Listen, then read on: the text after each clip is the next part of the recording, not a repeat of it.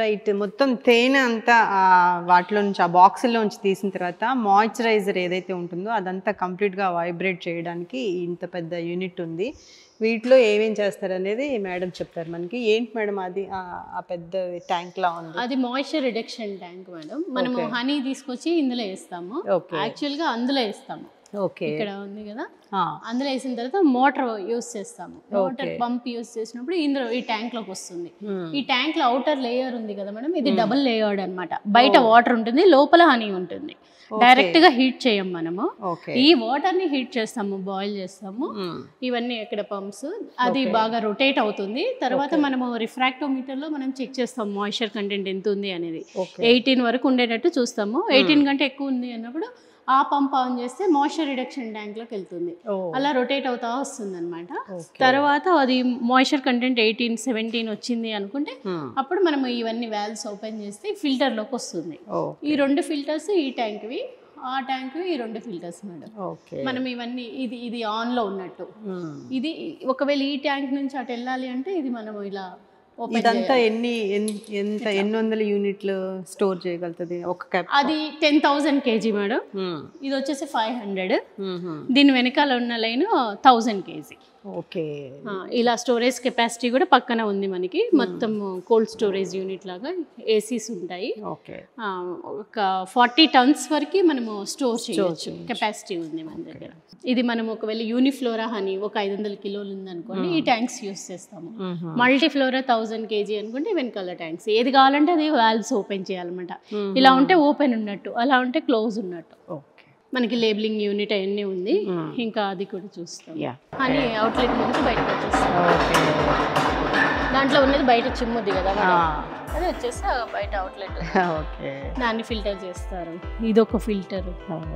ఇందాక మనం చూసాం కదా హనీ బాక్సెస్, ఏదైతే తేనె ఉన్న బాక్స్ ఉందో దాన్ని ఎలా హార్వెస్టింగ్ చేస్తామని అడిగాం కదా, అది మేడం చూపిస్తున్నారు. వీటిలో పెడతారని చెప్తున్నారు. ఎలా మ్యామ్ ఇది ప్రాసెస్? హనీ ఫ్రేమ్ అంతా సీల్ అయిపోయిన తర్వాత, హనీ స్టోరేజ్ చేసిన తర్వాత వ్యాక్స్ లేయర్తో సీల్ చేసేస్తుంది. ఆ సీల్ అయిన లేయర్ని మనము చాకుతోటి రిమూవ్ చేసేసుకుని అది తీసుకొచ్చి ఇందులో పెడితే, ఇందులో ఇది 10 ఫ్రేమ్స్ మనకి 2 ఫ్రేమ్స్, 3 ఫ్రేమ్స్, 4, 6, 8, 10 ఫ్రేమ్స్ అవైలబుల్గా ఉంటుంది. స్పీసీస్కి డిఫరెంట్ ఉంటుంది. సెరనాకి సెరనా హార్వెస్టర్, మెల్లిఫెరాకి మెల్లిఫెరా హార్వెస్టర్. ఇది మెల్లిఫెరా హార్వెస్టర్. మీరు అలా రిమూవ్ చేసేసి వ్యాక్స్ లేయర్ని 2 సైడ్స్ అటు ఇటు ఇందులో పెట్టేసి అలా రొటేట్ చేశారనుకోండి, సెంట్రిఫ్యూగల్ ఫోర్స్ తోటి మనకి హనీ బయటకు చిమ్మేస్తుంది. పక్కన అవుట్లెట్ ఉంటుంది, దాంట్లోంచి మనకి హనీ వచ్చేస్తుంది. దాన్ని మనం ఇలాంటి ఫిల్టర్స్లో ఫిల్టర్ చేసేసుకోవచ్చు. తర్వాత ఏమైనా ఎక్సెస్ మాయిశ్చర్ ఉంటే మనము హనీ ప్రాసెసింగ్కి వెళ్ళొచ్చు. ఆ మాయిశ్చర్ అంతా తీసేసి మళ్ళీ మనము హనీ వ్యాక్స్ లేయర్ రిమూవ్ చేస్తాం కదా చాకుతో, ఆ వ్యాక్స్ని కూడా వేస్ట్ చేయకుండా మనము ఈ ట్యాంక్లో వేసుకుంటే కనుక అది మెల్ట్ అయ్యి షీట్ లాగా ఫామ్ అవుతుంది. ఇలా ఈ షీట్ తయారు చేసుకోవడానికి దానికి 1 month టైం పడుతుంది. మనం ఇలా వేస్ట్ అయిపోయిన వ్యాక్స్ నుంచి ఈ మెషిన్ యూస్ చేసుకుని షీట్స్ తయారు చేసుకోవచ్చు. గంటకి మనకి 45 కిలోల వరకు షీట్స్ వస్తాయి అన్నమాట. మనము ఈ షీట్స్ చూడండి, ఇది ఇచ్చేసిన తర్వాత అవి ఓన్లీ హెక్సాగోనల్ వాల్స్ బయటకి తెచ్చుకుంటుంది.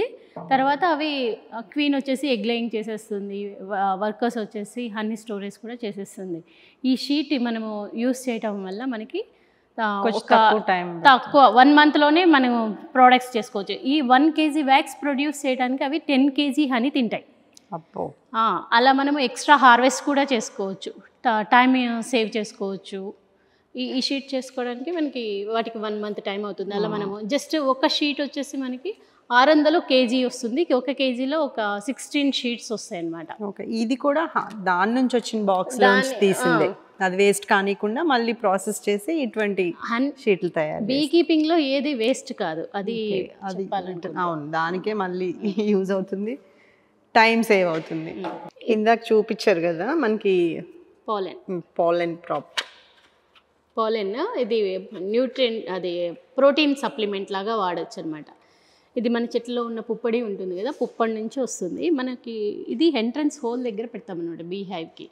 పెట్టినప్పుడు ఈ హోల్ ఉంది కదా, ఓన్లీ బాడీ మాత్రమే పడుతుంది అనమాట. అవి థర్డ్ పేర్ లెగ్స్లో కాళ్ళకి పాలన్ బ్యాస్కెట్ లాగా ఉంటుంది అనమాట. దాంట్లో స్టోర్ చేసుకుని వస్తుంది. అది బయటికి వెళ్ళి చెట్టు దగ్గరికి వెళ్ళి పాలన్ తీసుకుని వచ్చేటప్పుడు ఇందులోంచి వెళ్తుంది అనమాట. ఆ బాడీ మాత్రమే పడుతుంది. ఏదైతే ఎక్స్ట్రా పాలన్ ఉందో అదంతా ఇక్కడ పడిపోతుంది, ఎందుకంటే టైట్గా లోపలికి వెళ్ళడానికి ట్రై చేస్తుంది కదా. సో కింద పడిపోయినప్పుడు మనం ఇది బయటికి తీసుకుని మనం వాడేసుకోవచ్చు. దీన్ని ఇలా పెల్లెట్స్ లాగా ఉంటుంది. దీన్ని పౌడర్ చేసుకుని తినొచ్చు, క్యాప్సూల్ చేసుకోవచ్చు, యాజ్ ఇట్ ఈస్గా కూడా తినొచ్చు. ఓకే, అదే చూపించారు కదా ఇందాక బాక్సులు, వాటి ఎంట్రన్స్లో పెడతారు. యాక్చువల్గా మేడం చెప్పడం ఏంటంటే ఏదైతే ఈ పాలెన్ ఉందో అది దానికి ఫుడ్ లేని టైంలో అది తినడానికి యూజ్ చేసుకుంటుంది, కానీ దాన్ని మనం వాడేస్తున్నాం అనమాట. అంటే వాటికి ఏమి ఇబ్బంది ఉండదు, ఎందుకంటే ఆల్టర్నేట్ డే తీస్తాం, ఒక రోజు దానికి వదులుతాము, ఒక రోజు మనం తీస్తాం. ఓకే, రైట్ మ్యామ్, చాలా విషయాలు తెలియజేశారు. నిజంగా చాలా బాగుంది, ప్రకృతి రమణీయత మధ్య హనీ బీస్ సెంటరు, అలాగే మీరు కూడా చాలా ఓపిక్గా మేము అడిగిన ప్రశ్నలన్నిటికీ చెప్పారు. Thank you so much. Thank you అండి. నిజంగా బాగుందండి ఈ వాతావరణం. ప్రోగ్రామ్ ద్వారా రైతులు దీన్ని అలవాటుగా చేసుకుని బీ కీపింగ్ చేస్తే మనకి బయోడైవర్సిటీ కన్జర్వేషన్, జీవ వైవిధ్యాన్ని మెరుగుపరచగలుగుతారు. అది మేజర్, అది మనం ఎవరం కౌంట్ చేస్తలేదు. ఇవి చేసే ఎకోసిస్టమ్ సర్వీసెస్ మనం ప్రైజ్లెస్ అండి, మన వాల్యూ కూడా కట్టలేము, అంత చేస్తుంది. Thank you.